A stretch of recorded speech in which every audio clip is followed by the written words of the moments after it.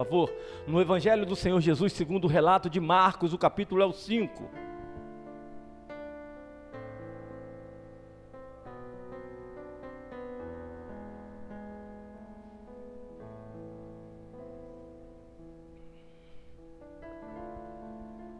Eu vou dividir o texto para ganhar tempo. Evangelho de Marcos, o capítulo é o 5, eu vou ler do 12 ao 20. Eu acho que dá para fazer um apanhado. Evangelho do Senhor Jesus, segundo relatou Marcos, o evangelista, o capítulo é o 5, dos versículos 12 ao 20, está escrito assim: E os espíritos imundos rogaram a Jesus, dizendo: Manda-nos para os porcos, para que entremos neles. Jesus o permitiu. Então, saindo os espíritos imundos, entraram nos porcos, e a manada, que era cerca de 2.000, precipitou-se de espinhadeiro abaixo, para dentro do mar, onde se afogaram. Os porqueiros fugiram e o anunciaram na cidade e pelos campos. Então saiu o povo para ver o que sucedera. Indo ter com Jesus, viram um endemoniado, o que estivera a legião assentado, vestido em perfeito juízo, e temeram. Os que haviam presenciado os fatos contaram-lhes o que acontecera ao endemoniado e acerca dos porcos, e entraram a rogar-lhes que se retirassem da terra deles. Ao entrar Jesus no barco, suplicava-lhe o que fora endemoniado que o deixasse estar com ele. Jesus, porém, não lhe permitiu, mas ordenou-lhe: vai para a tua casa, para os teus, anuncia-lhes tudo o que o Senhor te fez, e como teve compaixão de ti. Então ele foi e começou a proclamar em Decápolis tudo o que Jesus lhe fizera, e todos se admiraram. E você diz amém. Senhor, estamos diante da tua palavra, e te peço, meu Deus, que essa palavra não volte antes de cumprir tudo o que lhe apraz. Me usa pela orientação e iluminação do teu Espírito Santo para falar ao coração da congregação nessa noite. É o que eu te peço, já repreendendo toda cilada, toda seta, toda investida de Satanás, o nosso inimigo, para nos impedir de ouvir a tua voz. É o que eu te peço, não em meu nome, mas em nome de Jesus, o Cristo, o teu Filho, o nosso Senhor e o nosso Salvador, que vive e reina para sempre. Amém. O texto, meus irmãos, é um texto conhecido porque é o texto que faz ou que traz um relato de um homem que há muito tempo jazia pelos cemitérios de um povoado, de um vilarejo chamado Gadara. Por isso, em algumas versões diz o endemoniado gadareno, porque se faz alusão ou se refere a uma pessoa que há alguns anos, há alguns tempos, o seu local de habitação, o seu local de dormir, o seu local de comer, o seu local de moradia era um cemitério.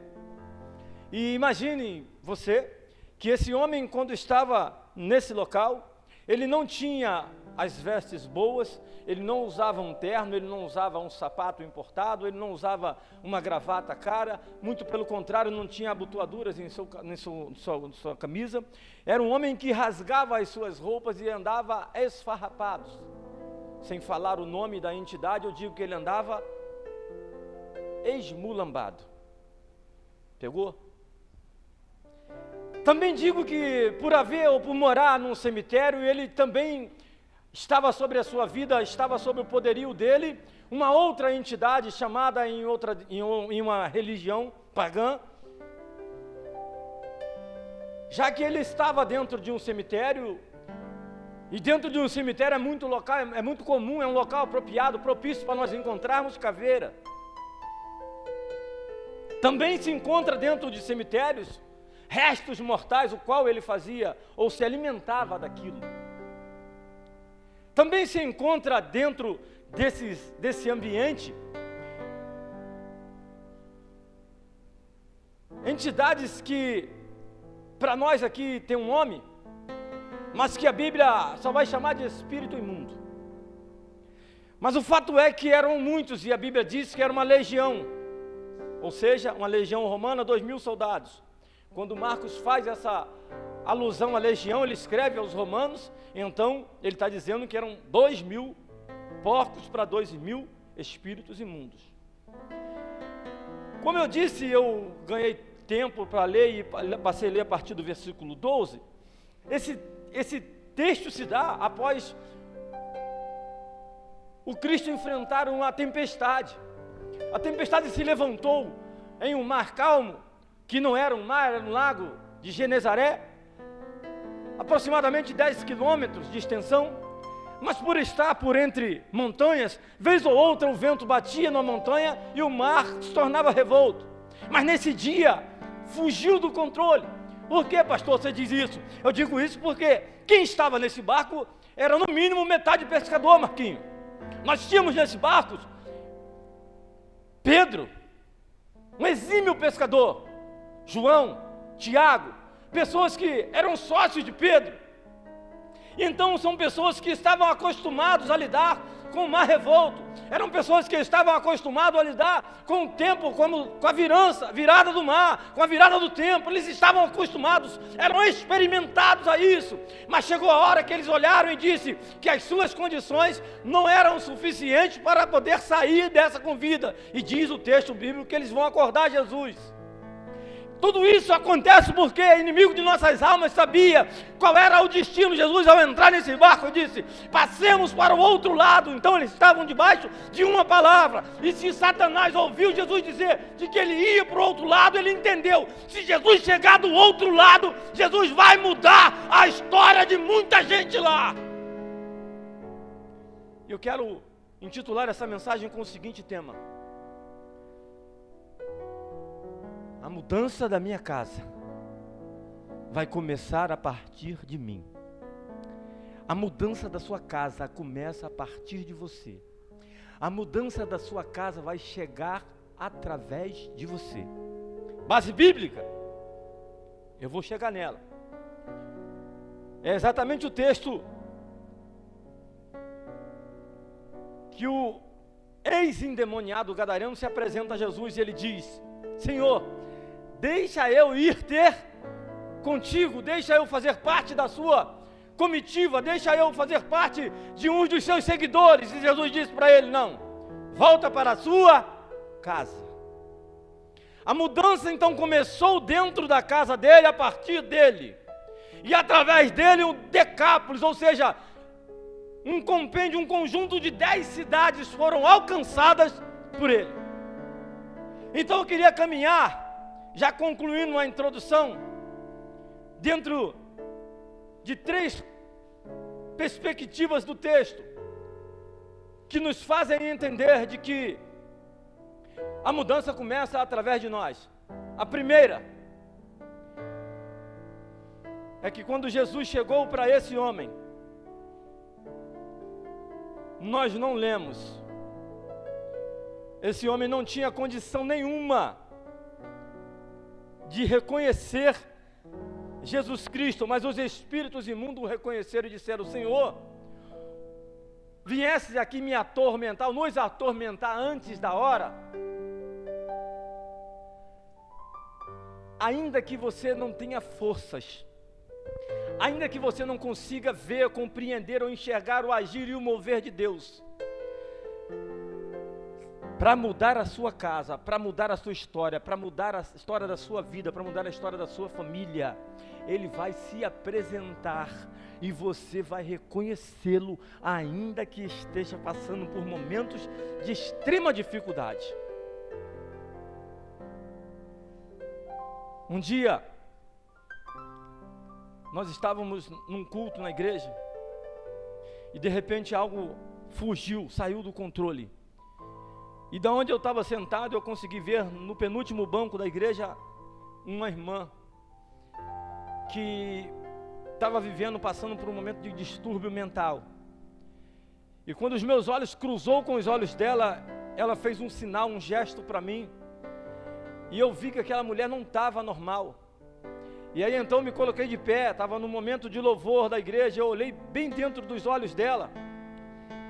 E ela fez um sinal de guerra, de luta, querendo guerrear. E eu falei, você quer guerra? Então vou aí. Só que eu não fui por dentro da igreja, eu saí para dar a volta. Quando eu saio para dar a volta, com quem que eu encontro? Com ela no corredor lateral da igreja. E ela vinha igual um bicho.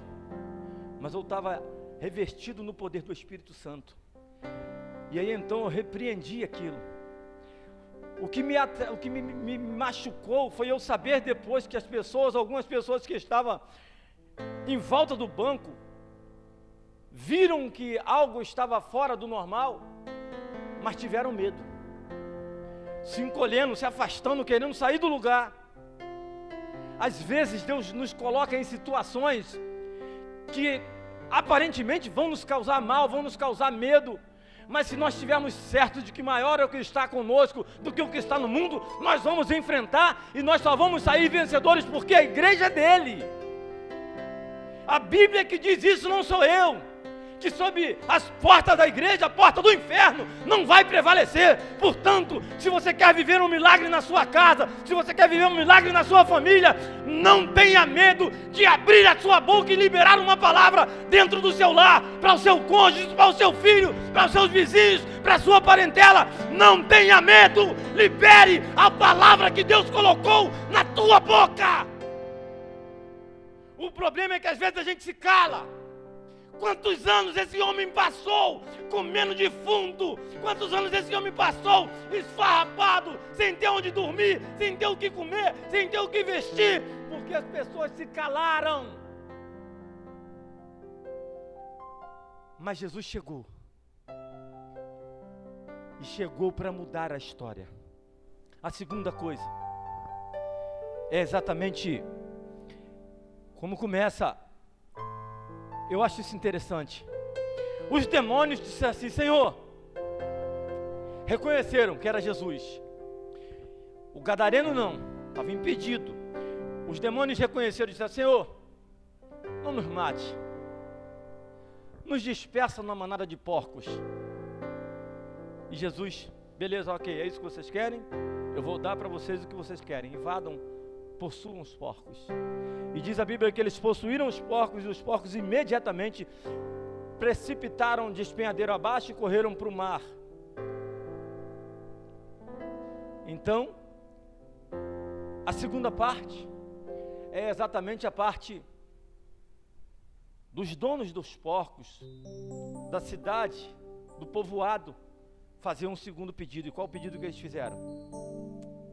Jesus atendeu esse pedido. Jesus deu aos espíritos imundos aquilo que eles estavam pedindo. Aí agora os donos dos porcos fazem um pedido. O pedido é assim: vai embora, você não é bem-vindo, você não pode ficar entre nós. Nós queremos que você vá embora daqui. E sabe o que aconteceu? Jesus atendeu o pedido deles e foi embora.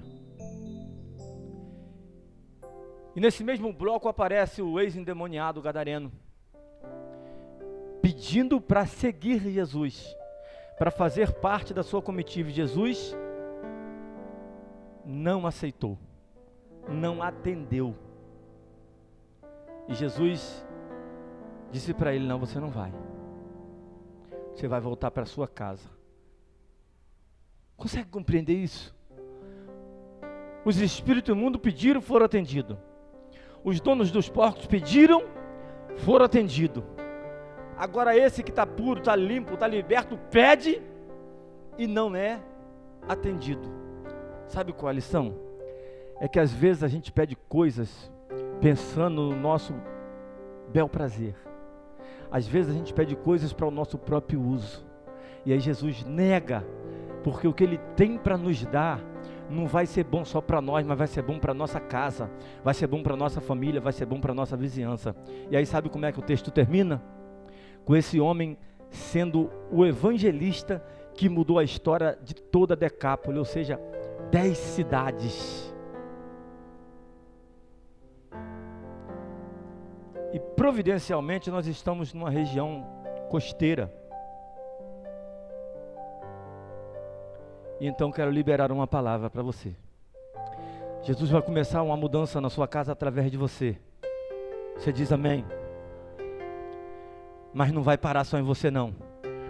Cantinho da vovó, São Francisco, eu não sei o nome, mas se tiver 10 compêndios de cidades aqui, através de você Jesus Cristo vai mudar, porque começa sobre a sua vida. Toda a mudança que Jesus vai fazer em Mauá, na sua casa, na sua vida, na sua família, começa em você, começa a partir da sua casa, e você dá glórias a Deus. Eu falei que ia ser breve. A pergunta que não quer calar: está disposto? Está disposta?